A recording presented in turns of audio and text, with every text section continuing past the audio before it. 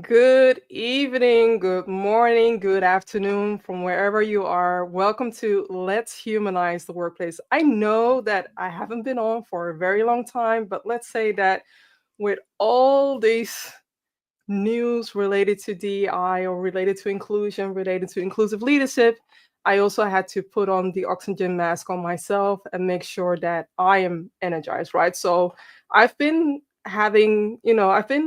let's say I've been following Maria for quite a while now.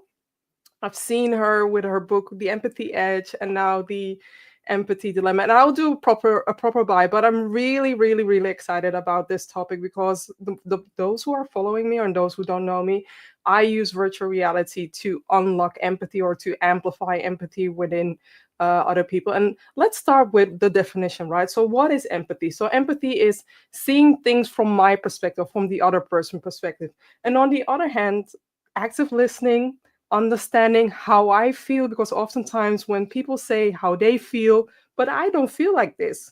And you should feel like I do, right? It's not always the case because you don't have my lived experience or understand maybe my challenges, but I do want you to understand and listen to me so that you can walk a mile in my shoes, because when you literally translate empathy, it's like walking a mile in the other person's shoes and empathize with them, so understanding where they are coming from. Any Before I introduce you, anything that you want to add, Maria, for the definition of empathy? I mean, yeah, I have a whole definition of empathy based on my research, I so I don't know if imagine. you want to dive into that yet or Okay, let me you know. let me do a proper introduction. Let me do a proper introduction. I'm going to read it out loud. But Maria Ross, who is she? She is a leadership and workplace culture consultant who helps businesses, teams, and creatives harness empathy for real-world success. Through her book Empathy Edge framework, or through her Empathy Edge framework, she teaches leaders how to build trust, how to drive innovation, strengthen collaboration, and set boundaries whilst leading with compassion. So that got me thinking, because too often people see empathy as a soft skill, and a soft skill is like woo woo soft. No, it's not important for me, but I'm curious about what you want to add, what you can add to what I've shared, and let's build upon that. Yeah, well, thank you so much for having this conversation with me today, Vivian. I too have followed your work for a while and been it's been a mutual admiration society. But yeah, I mean, that's exactly it. I help forward-thinking leaders and teams and brands leverage empathy to better connect and engage with the people who matter. And that translates to bottom line results. So it's not just Say it, because say say it, exactly. It's the RO. I'm say all about it. the ROI of empathy. And that was actually what led to the first book on empathy, The Empathy Edge, was really trying to make a business case for empathy because the data and the research are out there that Exactly. empathetic leadership, empathetic cultures experience more innovation, more Yep. engagement, Yep. higher customer loyalty, more customer revenue, like all of these things that are hard, that are bottom line skills. And so I know we have this category of soft skills and there's a whole history behind how soft skills became named soft skills and hard skills became named hard skills, but we Mm-hmm. don't have to go into that. But they really are skills of being able to motivate and empower Mm-hmm. individuals to work together towards a common mission and a common goal. And so, what's maddening to me is when people say, well, empathy has no place in the workplace.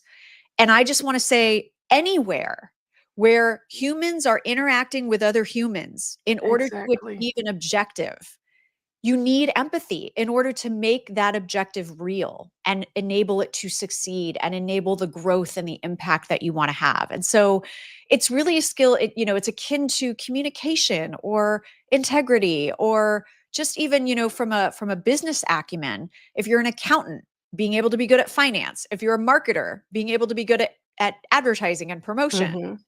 Empathy is something that goes across every function because you are influencing and impacting a group of people, even if you don't have direct reports. So, how do you show up in an interaction? How do you engage? How do you connect? How do you increase buy in and get people to follow you, right? Get people to to want to be part of the mission. I once heard a really great definition of leadership, which is, and I'm going to butcher it, but it was something around a leader doesn't make you do something. A Oh, leader yes. inspires you to want to do something, Exactly, right? exactly, exactly. So, And also, whilst you were talking, I was also thinking about, for those of you who are thinking or doubting that empathy is a valuable skill set, see empathy as an accelerator to accelerate trust, to boost innovation, to boost creativity. And given the fact that you're dealing with different generations that are going through different life phases, to empathize and understand where they are coming from, that's what's make you an empathetic leader as yeah, well. And it actually a recipe enhancer for inclusive leadership, for I love inclusive that. teams as well. Yeah, I have Yeah. to connect it with food, right? Of course, of course. And, I always talk about the definition of empathy that helps people embrace it at work Mm, is the ability to see, understand, and where appropriate, yeah. feel another person's perspective and use Mm-hmm. that information to act with compassion. So to take a Mm, next right step together. And I like to tell kind of analytical left brain types that if you're not touchy feely, think of mm-hmm. empathy as a method of information gathering. I Mm, am able to yeah. see your perspective and understand your context so that I can decide what the next right move is. And the next right move doesn't have to mean I submit to what you want. The next right move doesn't have to be you walk all over me. The next right move doesn't even have to Exactly. be I agree with you. Exactly. It's Yeah. just, okay, now that I know your context and you're going to be willing to listen to mine, let's move forward together in some way, Mm-hmm. whether it's a Yeah. strategic decision, whether it's a relationship, whether it's just, the next right action could just be holding space for someone and I love listening, that. letting them vent. That you don't have to necessarily do something when you are trying to be empathetic. You can just listen. That is an action in and of itself. And too often, you see what I did? I'm trying, I wanted to say something, but I wanted to make sure that I'm listening, that I'm active listening as well. Because too often, when you are in a meeting, maybe you are in a meeting and you want to say something, or maybe some people are a little bit slow with saying something, and there you have this coworker interrupting you or interpreting your ideas whilst it's not the thing that you want to say, right? So giving everybody the patience and the space to say what they want to say, and if they are not being included in the meeting, because sometimes people don't wanna, find out ways or how you can include their voices as well. That's also empathy. I've gone totally off script. Let's go a It's all little bit good. on script as well, because otherwise I might forget the total script. So a question that I always ask my guest speakers is, why do we need to humanize the workplace? Well, we spend the bulk of our time there. Mm, And, the fact that we have so many mental health crises happening because of work. There was a yeah. statistic, again, I'm going to butcher it, but where how you're treated by your manager impacts your mental health more than Mm, your relationship with your spouse or your wow. partner. That's pretty Yeah. telling, right? And if we Mm-hmm. want to be productive humans in the world, in our communities, we cannot write off our experiences in the workplace for 8, 10, 12 hours a day. That impacts not only our physical health, never mind the Yeah. high blood pressure and fatigue and early heart disease and all the things that have been found through science, but emotionally and mentally, are we at full capacity, or is what's happening to us at work beating us down so much that when we go back to our families, go back to our communities, go back to our world, we can't contribute? Right? That it just doesn't make sense for creating a thriving world and a thriving community that this place where we spend the bulk of our time will not allow us to be who we are, will not allow us to align with our values, will not treat us with respect. And the wonderful thing about younger millennials and Gen Z is they're the ones that have accelerated this conversation. I mean, so did the Mm-hmm. pandemic, but Yeah. they're the ones going, wait a minute, I am going to spend the bulk of my time here. You want Yeah. my loyalty, you want me to work hard. I want to feel seen, heard, and valued. And they're Exactly. not wrong for doing that. Just the No, older they're generations. entitled. No, No, I'm no. kidding. I'm Yeah, kidding. I Please know. don't I butcher know. me because I'm just putting it. I I'm know, just I know, I putting know. it. No, But that's this what is they what say. people are It's saying, they're right? entitled, and it's not Yeah. entitlement to say, Yeah. if you want me to do something for you, you need to treat me with Exactly. respect, right? That's just what Exactly. we were all too scared to ask for generations. Mm-hmm. Yeah. So that belief and that transformation of culture is actually benefiting everyone, no matter what generation Exactly. you're in, because you've got boomers, you've got Gen X who are burned out, fatigued, stressed, overwhelmed, unhappy. There was one study, the 2024 State of Workplace Empathy Report, which is Ooh, given from out by Gallup. Business Yeah. Solver. Yeah, if you go to Yeah. businesssolver.com/edge, you can find that report for free. One of the Yeah. findings was that, and you think, oh, mental health issues only impact the workers, right? No, no, no. It impacts 55%. everybody. Yeah, Yeah. 55% of CEOs said that they had had mental health challenges in the last Yeah. year. Yeah. I mean, so it's everybody. It's not just the folks that are wanting to change the conversation. Humanizing the workplace benefits everyone and enables us to be more innovative, more productive, more creative problem solvers. All of the things we want our business to do to perform. Whilst you were talking, right? Because one of the things that you mentioned was the impact of not having a humanized workplace, and that is burnout, mental well-being as well. I'm currently reading a book by Mark Wallin, who talks about how trauma, it doesn't always impact you only. It also dribbles down to different generations as well. So the book is called "It Didn't Start with You," how trauma that you are enduring now might impact 5 generations later, right? So if you are enduring workplace trauma, know that it can impact your unborn child. Know that it can impact their children as well and their children as well. And this is all scientifically, there's a research regarding that. I'm currently still reading the book, but it's very interesting to see that people dismiss trauma, dismiss incivility, not realizing that these are all seeds that can play a role and trauma can be present. If you're not providing something, some kind of support, or maybe some companies even provide a budget for approaching mental health providers, right? That can also be very valuable. But I wanna go to your book, your last book, and we recently had a conversation about how I think we are currently going through worldwide, not only the US, worldwide are going through an empathy dilemma, right? Mhm. So, what inspired you to write the empathy dilemma, especially from the context of post pandemic workplace challenges? Oh, thank you for that question.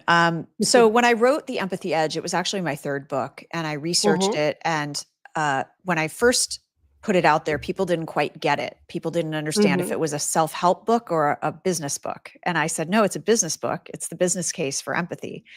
And from that book, I ended up pivoting my work from pure brand strategy to doing leadership development and leadership mm-hmm, training, keynotes around this topic of how do you strengthen your empathy and how does it benefit the organization? How does it benefit the culture? How does it benefit the brand?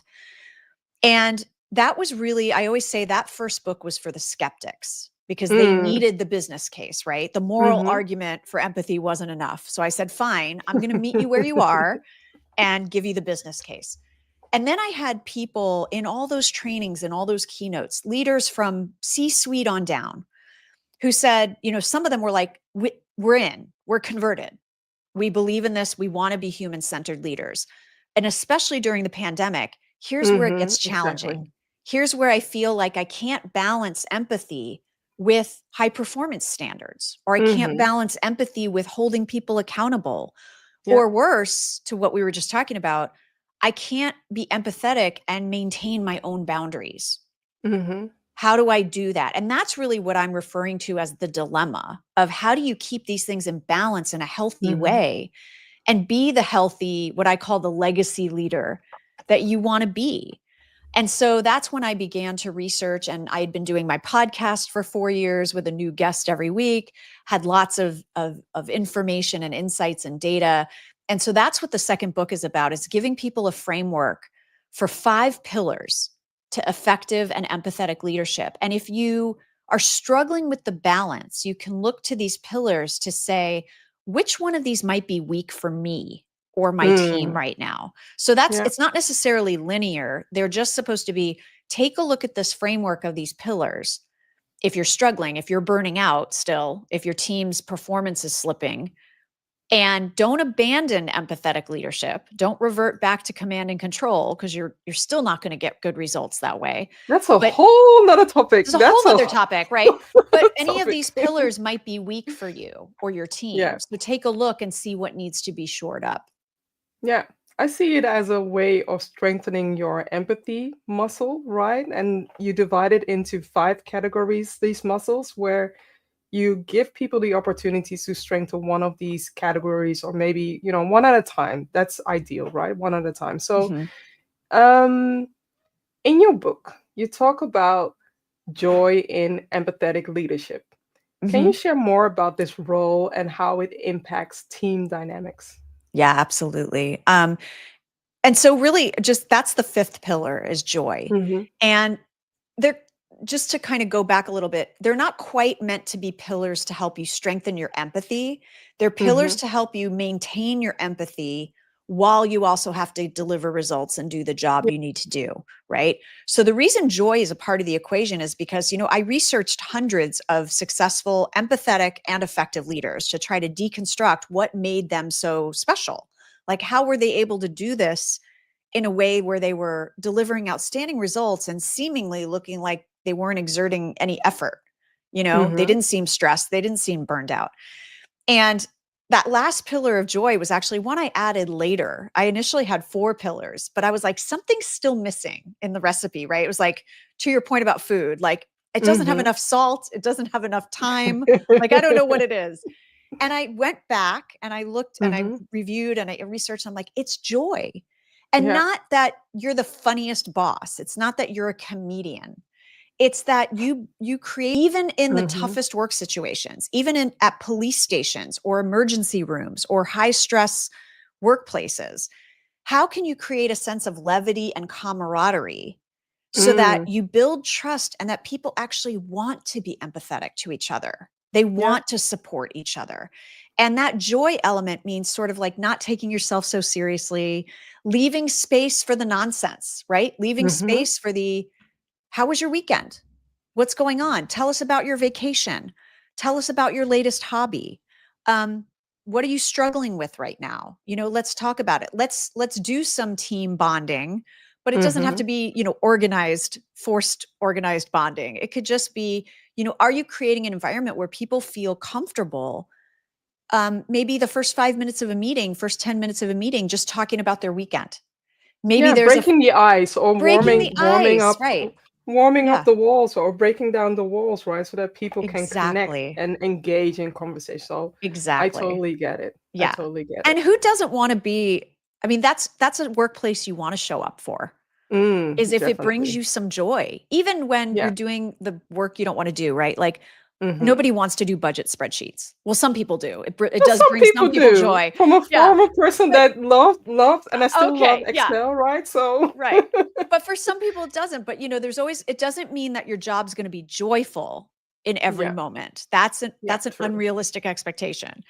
But can you find the joy and the levity in the work you need to do? And can Hmm. you be there for each other in almost a like, hey, that was really hard, but we got through it together kind of a way? Exactly. Exactly. And also celebrate those moments, right? Because oftentimes we sprint and we run the marathon, don't look back, don't reflect, and then you go on to the next, and on to the next, on Yeah. to the next. Oh my gosh, I'm so So guilty of that. Yeah. I know what you're saying. Yeah. celebrate. Have a carrot on me. Yeah. I love it. Okay, you did address it previously, but I still want to highlight it as well. And that is, there is this misconception about empathy being Mhm. a pushover, or somebody is too soft, or not the masculine leader Mhm. that maybe should be the ideal leader, right? So Right. I want to talk about, how do you address this misconception? Yeah. So we touched on it a little bit earlier, that empathy is not just being nice. You can be Yeah. nice, but it doesn't mean you see my point of view. or you're curious about Mhm. my point of view, right? It doesn't Exactly. mean that I cave into any unreasonable demands. It just means I listen and I try to find a way forward. And if I need to make a tough decision, like a layoff, like a Mm, difficult performance exactly. review, can I do Yeah. that with empathy? Can I do that with Yeah. curiosity and with the goal of wanting to support the person to do their best work, or support the person in this really tough business decision? We're not going to change the layoffs. We're doing the layoffs. So how can Exactly. I deliver that news? How can I understand what you might be feeling, what resources you might need? How can I best support you? How can I listen to you get upset about it and be okay with I that? While you were talking, I immediately was thinking about two examples. One is Stripe. During the layover of Stripe, during the lockdown, Stripe had to lay over a lot of people, and they shared I think the CEO shared a letter from their heart saying that I'm sorry that we created this mess. And I'm sorry that we cannot continue further. But however, I do want to set you up for success. So in some countries, they made sure that people had like 4 months or 6 months to still get paid. Then on the other hand, they also set up people for success to connect with career coaches as well. And the other example that I wanted to share was during different occasions when there is a massive layoff, I see on LinkedIn oftentimes managers, connecting the people that they had to fire, right? Or being Mhm, that advocate for that person that I have to let mhm, you go. I'm sorry that I have to let you go. mhm. Instead of instead of hiding behind a letter of a department, Yeah. 4 letters. I'm Mhm, not gonna mention it, 4 letters, and then I think it was Valentine's Day, on Valentine's Day or the day after, sending an email saying to so many people, if you don't sign up now, if you don't reply to this email, you're fired or we have to let you go. And mhm. that's the opposite of what I see with Right. empathy, right? So even though I know that as a manager, as a leader, you have to make hard decisions, and Yes. sometimes you're not in control when it comes to letting people go. Sometimes these numbers are given by HR or some other people, right? Mhm, And they have to say, well, you have to let go of 5 people. mhm, And it may feel like Russian roulette, but still, how you treat them mhm. along this journey will Right. be forever memorable. Well, and I included a story in my book about a C-suite leader who had to do some Yeah. extensive layoffs. And he said the realization they had not only was just how well you treat these people, but the Mm, survivors will see how exactly. you're treating these people. And if you want those Exactly. people that are left to keep performing, Mm, they're going to know. I mean, they're going to, they're looking around at empty desks or empty slots of yeah. their friends. Yeah. Yeah. So Yeah. at least I remember him saying we wanted them to know that everyone was treated with respect Mm, and with dignity, and that this yeah. wasn't an easy decision. But back to the misconceptions, that's the misconception is, oh, I'm not going to be able to make a difficult business decision if I'm Mhm. empathetic. No, you can make a Yeah. difficult business decision with empathy, right? The Mhm. last one is that people think empathy means you have to agree, that you have to condone the viewpoint. It doesn't Mhm. mean that. We can still walk away with our own viewpoints, but I can better understand why you have the view you have, why you Mhm. think that strategic direction is better than the one I'm proposing. And also being respectful about it, right? Because Yeah. seeing things differently, it's not a bad thing, but too often people want to, too often in this case, maybe I would want to force my opinion, my way of Right. thinking towards you. And Right. that's not the thing that we have. Even though we are both empathy advocates, we love empathy, we see empathy from different angles and touch Yeah. upon it from different angles. And that's why I just had this great conversation with you a while ago. And I also immediately thought, like, I need to bring you on this conversation because it's a different Yeah. way of tackling empathy from Yeah. different insights. And when you approach 100%. things like that, you can reach so much more within your team as well.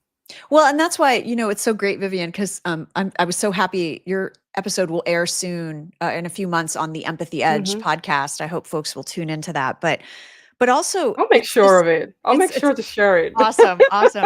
But it's this idea, like, I didn't start out, I came at it from, I came at empathy from a marketing and branding point of view. I came at Mm, it as the ability to connect and engage with your audience. The yeah, secret weapon of that, the secret yeah, sauce is empathy, right? yeah. And then I dived into culture and leadership.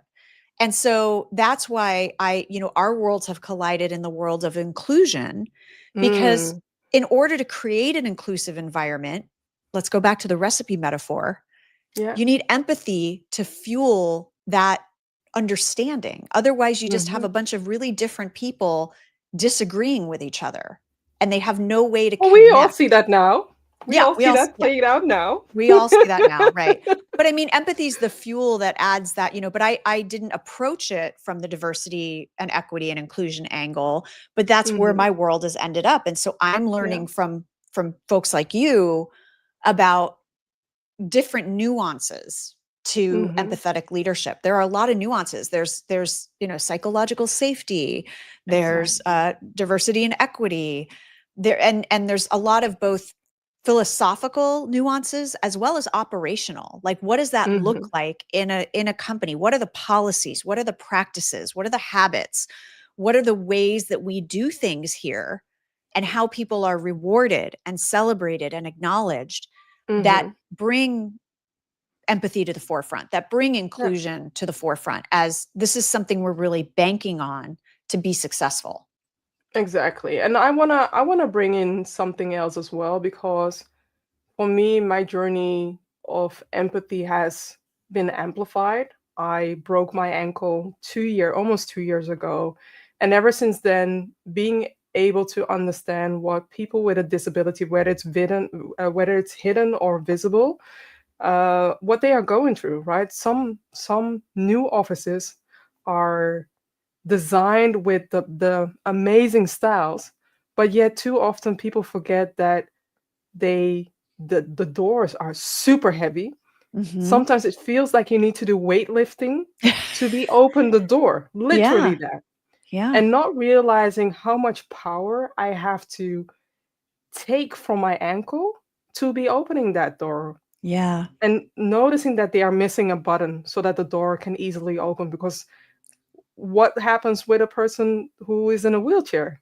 Yeah. You're Or they're excluding them just, or they're without. older and they don't have the Yeah, strength, or they're a exactly. child and they Exactly. can't. I deal with Exactly. this with my kiddo all the time. Like, there's Yeah, just doors he can't open. He's 11. Like, exactly. Yeah, and I yeah, always notice it, Vivian, when I'm in the restroom, I mm, notice where they put the hook on the yeah. door. You Sometimes they can put the hook. exactly see when a woman is involved or Oh, yeah. somebody would think Oh, of women. completely. Because I think about, I have a relative who's in a wheelchair and Yeah. I'm stretching to hang my purse up Mm, at the top. yeah, So what is yeah, she going to do? Right? yeah, yeah. So just all these little things that are not, they're not there to annoy us or make things Mhm, harder for business owners. They're there to just have a little intention, have a little bit of mhm. thought. And this is why diversity is so important. It's like Yeah, just this cycle. definitely. If you don't have those voices represented at the table to even say, hey, maybe we should put that hook a little bit lower Mhm. Yeah, because I'm only 4'9" and I can't reach it. exactly, That's exactly. why diversity is important, is because Yeah, there's things that you're not being a bad person because you can't see it, but you have to be open to hearing someone else show it to mm, you, exactly, and exactly, that's where it's empathy. Like, my empathy for people in different circumstances will enable me to listen to their ideas and then exactly, enhance the decision that I'm making for the business. exactly. I wanna go into a topic you brought up earlier, and that is Gen Z. But I want Mhm. to address it in a way that we are addressing all the different generations, right? So, Yes. what would you recommend leaders how they can handle generational differences in the workplace to foster a more empathetic environment? Okay, I love this question because we were talking about being exposed to different people coming at this from different angles. Exactly. I'm Yeah. going to defer to an expert that is my go-to, and I just quoted her in an article that I wrote for Forbes about bosses don't have to be their employees' therapists. That's not what Ooh. empathy means. It just Ooh. published last week. And that woman's name is Anna Liotta, Mhm. Mhm. Anna Liotta. She wrote a book that was so impactful to me on this topic. It's called Unlocking Generational Codes. And she Ooh. is a generational expert. You should have her on this. Yeah. Um, she talks about the fact that each generation literally has an operating code based Mm. on Yeah. events and things that have happened around the time they're 10 or 11. And it impacts the way they see many different things, right? So if we look at the Exactly. workplace and we've got 5 generations working in the same workplace now. We look at older generations who see, let's say, information. Let's look at how they view information. Boomers and older generations see information as power Mm. for the most part. I don't want to Yeah. stereotype everybody in a generation, but Mhm. because of events that happened in that generation as they were growing up, they see information as power to be hoarded. Whoever Yeah. has the most information wins, right? Mhm. Younger Yeah. generations see information as needing to be democratized. Mhm. Because if everyone has access to the information, we can actually make better, more efficient decisions. Exactly. Exactly. I'm not going to put a judgment on either of those things. Some viewers might, There's some in the but middle. I see I see I there's see in the middle, value in right? both. But I yeah, see but value the in point both. is to just understand that. So it's not Mhm. we're understanding people's intentions, right? Same thing with communication. What is professional communication to a Mm. boomer versus a young, college graduate Gen Z? So there's all these different things that pop up in the workplace that are different simply because of our generational lens. And Yeah. then add on the intersectionality of our ethnicity, our gender, our sexual orientation, right? It gets complicated. And Yeah. so it's not so easy to just say, well, this is just the way we do things here and everyone just needs to get used to it. Ooh, that's a favorite line. And it's That's a and it's a favorite line, worldwide right? line that it's Yeah. being used everywhere. It's Yeah. being misused and Yeah. used everywhere. And the Yeah. moment that you activate that line, that's when you amplify distrust. That's when you Completely, amplify because you've closed off incivility. conversation. Yeah. Exactly. And so I'm just going Exactly. to close off this by saying this point by saying the more that you can listen, the more that you can assume positive intent. And instead of making assumptions, have a conversation and do your best to learn about the other generations. And that includes Mhm. Gen Z learning about the other generations too. It doesn't have to True, just true. flow It goes downhill, both ways. it It goes goes both different ways. ways. Yeah, Right. exactly. And Exactly. that's really how we're going to get beyond generational conflict.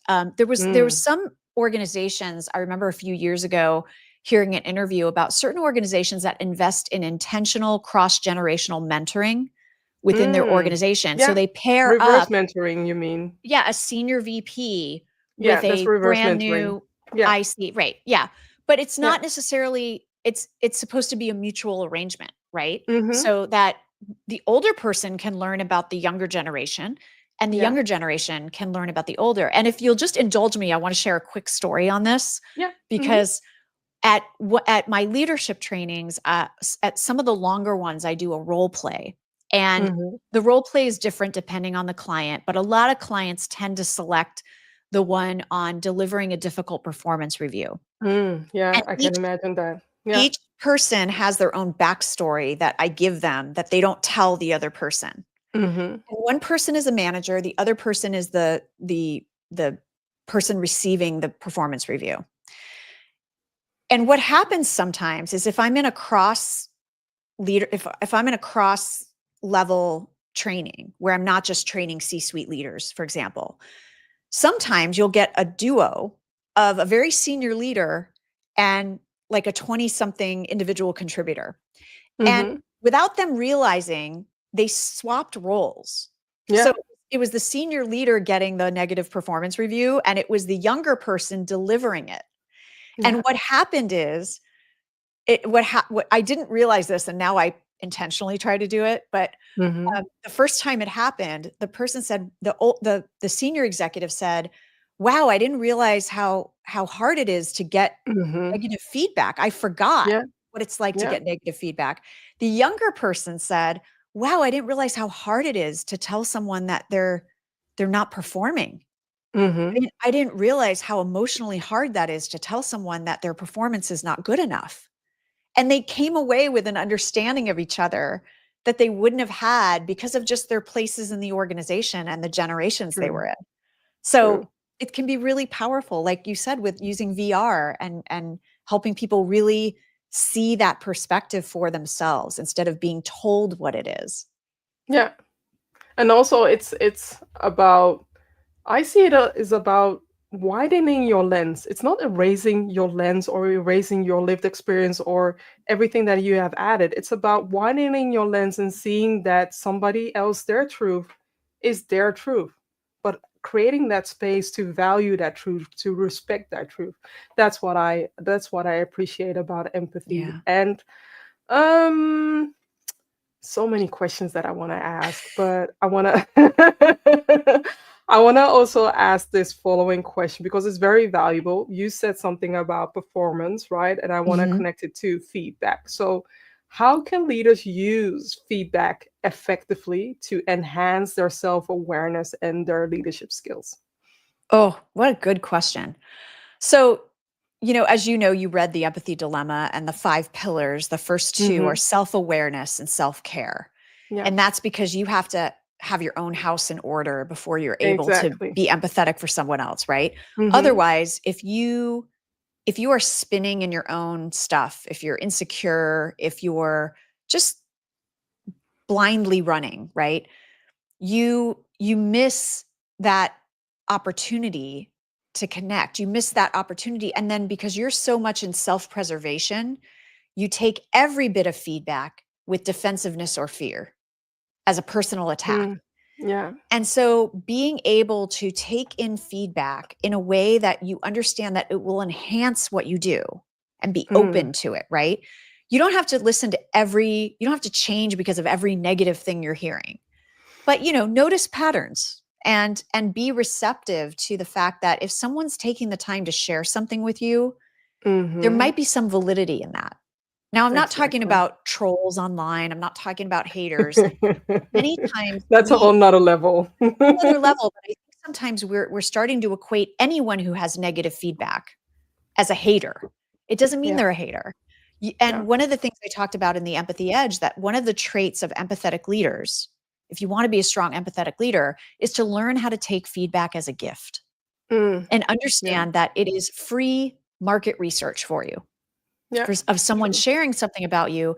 And if you're able to take that in with curiosity, to say, I didn't realize I was coming across that way. Tell me more about that. Tell me more Mhm, about how that made you feel and what specifically did I do or say or how did I respond? You can decide what to do with that information. yeah. But by ignoring it, you just ignore an opportunity for growth. And so, one of the little tricks that one of the folks I interviewed for the first empathy book, The Empathy Edge, talked about hiring for empathy. One of the Mm, the hacks they had in the interview was to give a little piece of negative feedback and see how the applicant responded. And if mhm, the applicant responded with curiosity and humility, they knew mhm. that they were emotionally regulated. Yeah, If the person yeah. reacted with anger and stubbornness, they knew that that person really didn't have a handle on their emotional intelligence and their emotional regulation. Or I'm gonna bring in a different variety in it Yeah, because, please. um, I'm being while you very were binary saying with it, that, by the way. Yeah. yeah, while you were saying this, I was just like, I don't know how I would feel if I would get something like that because it's also about the delivery. That's one thing. Yes, true. And it's also about the surprise element that I wonder, is it fair? Is it inclusive to add that in? Because if you're looking for empathy, there are so many other ways to Mhm. activate that or to Mhm. seek that. And maybe you're catching me on a bad day. Mhm. Maybe the interview went well, but just that particular part didn't go Mhm. well. Mhm. Are you writing me off just because of your perception of me maybe not Yeah. being emotional intelligence? It's just That's tricky. information. It's just Yeah, information, right? And so, yeah, again, to your point, it depends on how it's delivered. You don't want to deliver Exactly. it in a snarky way, right? But Yeah. if you say, I'm noticing, Vivian, that um, you're not asking a lot of questions Mm. about the culture here, or about the reporting structure, or about Mhm. whatever. That's causing me a little bit of concern. Can you Mhm. share more about that? If you're Definitely. able to respond, right, and say, "Oh, I didn't realize it was time to ask questions," or "I didn't realize," Mhm. whatever it is. It's just one tool, right? We don't want to Yeah, just say one true. tool is going to solve for everything. There's not just one way. Exactly. But to the point about feedback, the Mhm. way that we take in feedback, you hit the nail on the head when you said it. I could be having a bad day when I get that Mhm. feedback, right?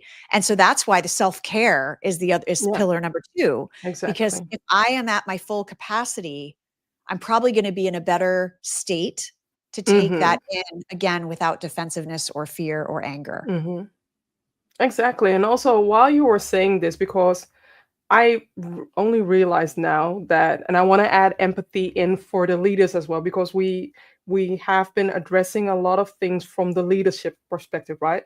Right. What if we could also support leaders with adding an empathy ingredient in it as well? So the thing that I wanted to mention, that empathy is not a one, it's a tango that you need to dance with the person that you're interacting with as well, or a different dance or a different recipe. Find what Your works well analogy. with you. Yeah. Find what works well with you, but also by you being a role model who shows up as an Yes. empathetic leader, you are Yes. also role modeling for other people to activate their empathy muscle or skills or recipe as well. And if empathy is not yet there where it needs to be, why not provide training for the whole group so that they can understand, okay, how can they leverage empathy?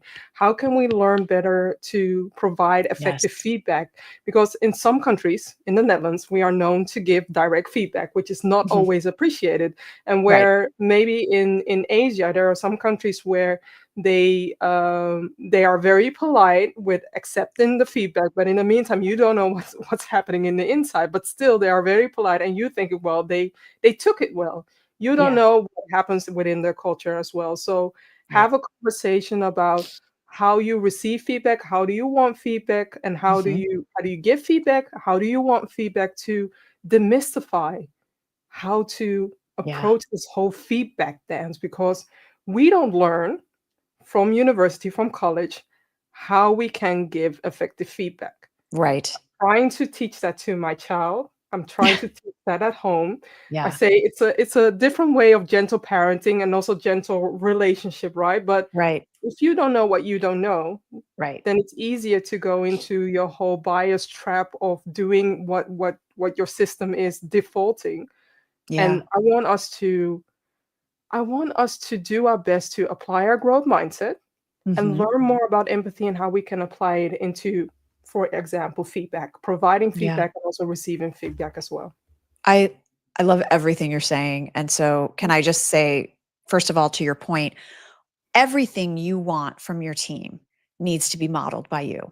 Exactly. Whether it's empathy, whether it's work ethic, whether it's, you know, warmth, whether it's whatever Which it is not is. always easy, which is No, not it's always. not always easy, but the Yeah. point is, I think where we get into trouble is Mhm. assume that because I'm a leader, I can't Exactly. connect. I have to have this, I don't even know what people Super think it is. This superhero I have to be mask. perfect. I have to, like, make no mistakes. I have Mhm. to hold myself apart from people and not let them Exactly. into my life. Mhm. I encourage leaders when I do my leadership trainings and when I do my trainings, the cross level trainings, Mhm. create a common language around all of this. Mm. And then you can Yeah. then you can be, "Hey, I'm going to go to my team today and say, I'm working on enhancing my leadership style. Yeah. I'm going to be doing some things that you might be surprised by. You might wonder what I'm doing, but I'm trying to build more connections." You can be Mhm. vulnerable and tell your Yeah. team that you're working on your leadership skills. Another soft skill. Why are you mentioning another soft skill? Which Yeah. is very Yes. hard to do, Yes. but so valuable. Right. But So also that's valuable. another one that's misunderstood. Yeah. Vulnerability and doesn't mean crying on the floor and falling apart. Vulnerability just means being honest, right? And Yeah. so you Yeah. can confidently be vulnerable. You can Mm. say, I know I'm not perfect, and Yeah, I'm working on becoming a better leader every day. And I exactly. want you to help me do that. I want you to give me feedback. I want you to uh, give me ideas if you want. I want you to tell me what's working, what's not. And Mhm. I'm going to be asking you more questions about you, Vivian. I'm going to be, and it's not because I'm spying on you. I'm Yeah. trying to get to know you. I want to, Curious. yeah. You're So curious about just be me, and curious. also Exactly. But notice the tone I'm using. I'm mhm. not saying, I'm trying to be an empathetic leader. Please love me. Like that's a different Mm. tone than to Yeah. say with confidence, I never stop learning. I never stop growing, no matter how senior I get. Mm. And so I'm always open to your feedback about how I can improve Yeah. and what will work best to help you do your best work in this Yeah. team. Yeah. So I think it's the way we approach it, and to understand that you don't have to build your leadership skills in secret. I Mm. would encourage you to share with your team that you're building your leadership skills, to your Yeah. point, because you're modeling a growth mindset. You're Exactly. modeling continuous improvement. Yeah. And And I recently learned that about the fixed mindset and growth mindset. The fixed mindset isn't bad because fixed mindset is often needed to learn, to learn from a situation, right? So seeing that as a lesson, but we need that balance between fixed mindset and a growth mindset, where growth mindset is where a lot of value lays when it comes to innovation, when it comes right, to performance, when it comes to so many things as well. So right. I appreciate you for sharing this as well. Yeah, I mean, this is why I'm building a leadership mastermind, is because a lot of senior leaders don't invest in themselves. They Mhm. invest in their Yeah. people and then Yeah. somehow magically think at some point in their career they're done. Like Yeah. this is the You're best never version of done. themselves they're ever going to be, right? And even the best leaders can find ways to improve. And those are the ones that we see. Those are the ones that are curious, um, the ones that keep growing, the ones that take feedback in, the ones that listen. Those are the ones doing phenomenal work in the world. They're the ones building the Mhm. teams that we go, how is that team meeting their objective every quarter? How is that team Exactly. so close? Why does that guy's or that gal's team have the lowest churn rate of any department in our company? Like, why are people Exactly. clamoring to work with that leader? We can all be that kind of leader if we intentionally build the skills.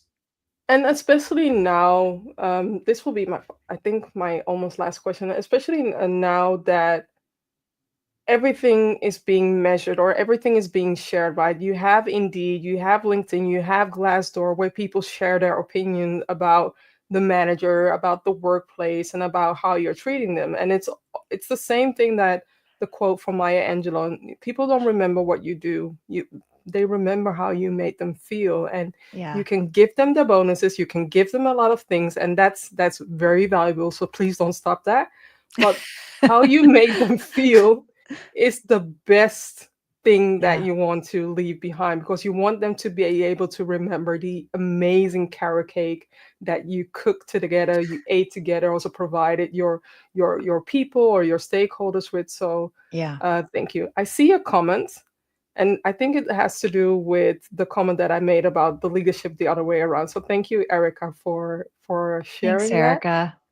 I want to go to the final question because we are almost halfway, almost halfway through 2025, and it's getting 2030. What is your wish when it comes to humanizing the workplace and promoting empathy at work? Oh my goodness, what a question, Vivian. Mhm. I think, when I started down this path, Mhm. it was initially for my son, who was 2.5 at the time. Mm. And Yeah. I think you've heard this story that I was just, back in 2016, I was really frustrated with the examples of leadership that were in the world. Yeah. Yeah. And Yeah. at the same time, I mean, you have kids. I was trying to teach him about empathy and collaboration and belonging and all of these things. And it made me sad. It just made me go, why Mm. am I bothering to do this if this Yeah. is the examples he's going to see? So Yeah. that didn't sit right with me. And I Mhm. said, this is where I started my research on. There's got to be leaders and there's got to be brands out there who are winning with empathy. And we need to be shining Yeah. the light on them. We need to normalize that and make the people who are unempathetic the outliers, right? Mm. That are not achieving high performance. And even if they are, at what cost, right? And so I said this when I wrote my first Empathy Edge book, and I say it again because I featured in the first empathy book at the end a story of a school, a K Mhm. through 8 school that is designed primarily from empathy. And that's how Mm. they build their curriculum. That's how Yeah. they do their teaching. And their kids go on to outperform in high school and college, right? Wow. And what they're doing is they're working with that younger generation to really tap into the innate empathy we are all most of us are born Yeah. with, to make it part of their identity. Mm. And I'm getting to my point here on this question because when you do that, when you create I remember speaking to the founder of this school and her saying, I just want kids to not even have to think about whether they're going to be empathetic or not. They just Yes. are, Yes. right? Yeah. And that's why in the end of my first book, and even with this book, I want there to come a day where we don't have to write books about empathy. Mm. We don't write books about breathing Yeah. unless it's like a yoga book, right? Well, we do, We do, but but I you know what I'm understand. I saying? Yeah. understand what you're saying. I I want understand it what to you're just be saying. part of who we are, that it would almost be laughable for someone who's Yeah. like a young professional in 2030, 2040, 2050. Why do we even have to talk about empathy in the Exactly. workplace? Isn't it just there? Like, Yeah. and that's my long answer to your question is I want this to be such a part of who we are. I have a pop-up question. Yeah. Within 1 minute, three people who are globally known, Mhm.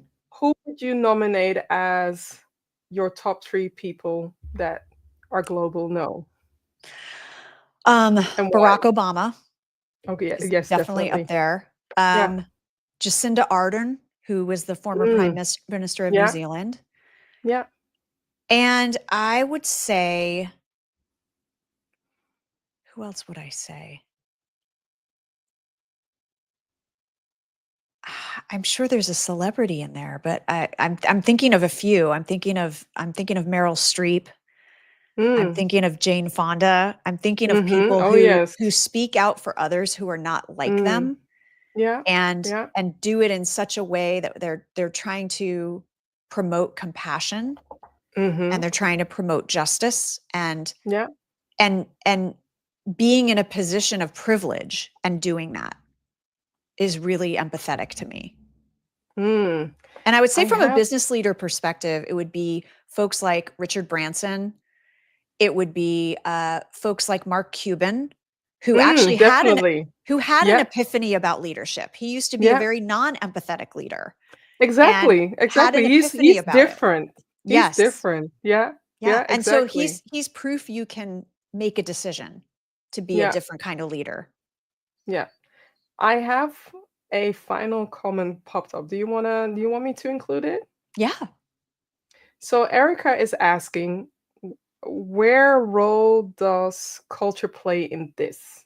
Okay. And what do you mean with this? If Erica, if you could share it, that would be valuable. Or can you guess what this is? What she's referring to? I think I can assume, but if Erica wants to Mm-hmm. elaborate, she can. I think she's trying to understand what role, because we're talking a lot about empathetic leadership. Mm-hmm. Yeah. And I guess, Erica, you're trying to understand, so what's the role of culture to support Mm. empathetic leadership? Yeah. And if that is the question you're asking, feel free to correct me. But in the Empathy Edge, I wrote about the fact that empathy has to exist at three levels within an organization, or it's not authentic. But Yeah. think of it like a concentric circle. Mm-hmm. Empathy is a human trait, a human emotion, a human perspective. So it has to start at the individual level, right? You Yeah. can't just dictate empathy within an organization. It has to start with a group of individuals deciding they are going to lead in an empathetic way, and they're going to show up in an empathetic way. And then the next concentric circle, to Erica's point, is culture. Now, Mm. how do I create an environment where empathy can be rewarded and modeled and celebrated and is a catalyst for collaboration within that environment. So it's almost like culture's the soil, culture's the terroir. If you're a wine fan, you could hire the most empathetic individuals, but if you put them in a culture, in an environment that kind of beats it out of them, Exactly. can't. Oh. So, we look at certain healthcare organizations, even Yeah. certain nonprofits, by the way, have Yeah. very dysfunctional cultures because they're Mhm. attracting empathetic people, but they're not enabling that empathy to be put to good use. They're not enabling people to bring their natural empathy to the work. And then the Mhm. third concentric circle is brand. Now that you're internally, your leaders are empathetic, your culture is empathetic, now you can present an empathetic brand externally because it's believable and authentic. It's starting from the Exactly. inside out. So I believe culture is an important part of the environment and also the operationalizing of empathy, to what Mhm. we were talking about earlier. So you can't just say empathy is our value. Here it is on our pretty poster. And you all should understand what we mean by being empathetic. Exactly. Carry on with your Exactly. day, right? What is the organization doing? How are the policies set up? How are the practices set up? How are meetings run? How Mhm. are rewards and bonuses given out? How are people evaluated? How are they hired? Um, all of those things are operational decisions that Yeah. you embed empathy into in order to truly live it out on a daily basis within your culture. It's been a joy talking with you about this Same. topic. I mean, I could talk for hours when it comes to empathy and also the different angles, but I wanted to say thank you so much for this conversation and also for the Thank you. people who are watching this or listening to this. Connect with Maria Ross, Yes. listen to her books or read her books as well, connect with her. And there's so much to unpack when it comes to empathy. But thank you, thank you, thank you so much for doing this. Thank you. And can I just direct folks to theempathydilemma.com if they're Mm-hmm. interested? There Yeah. they can get a free chapter of the new book and check it Mm, out. yeah. And Yeah. also, they can join my email list to find out about my new mastermind. And I'm doing a free Mm, event to get it kickstarted. So folks might be interested in exciting. attending that.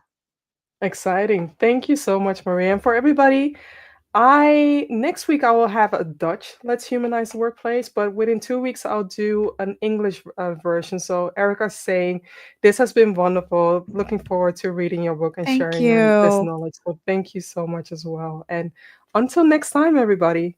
Bye.